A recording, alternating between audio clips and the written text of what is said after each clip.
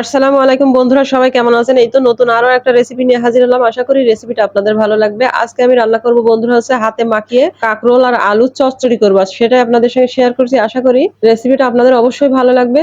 এই যে বন্ধুরা, প্রথমে আমি হচ্ছে কাঁকরোল আর আলু ভালোভাবে কেটে ধুয়ে পরিষ্কার করে নিয়েছি। তারপরে হচ্ছে নিয়ে নিলাম একটা কড়াইতে। আর এখন আমি দিয়ে দিলাম হচ্ছে স্বাদ মতো লবণ, তারপরে দিয়ে দিলাম হচ্ছে পরিমাণ মতো হলুদের গুঁড়া, মরিচের গুঁড়া আর হচ্ছে ধনিয়া, আর সাথে আছে জিরা গুঁড়া।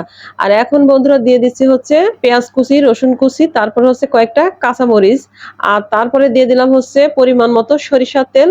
আর এখন আমি এটাকে সুন্দরভাবে একদম মাখিয়ে নেব হাত দিয়ে। আর এভাবে না চচ্চড়ি হচ্ছে মাখিয়ে করলে হাতে খুবই টেস্টি হয়। নর্মালি আপনি যেভাবে হচ্ছে চচ্চড়ি করবেন তার থেকে কয়েক গুণ টেস্ট বেশি হয়।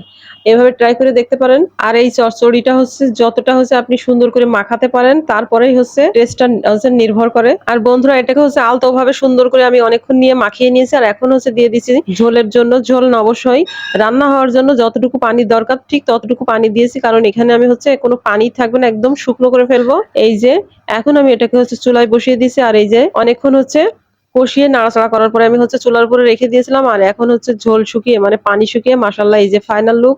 যাই হোক বন্ধুরা, এমন নিত্য নতুন ঘরোয়া রেসিপি দেখতে অবশ্যই বাংলা রান্নাঘরের সাথে থাকবেন। সেই সাথে সবার সুস্বাস্থ্য কামনায় আল্লাহ হাফেজ।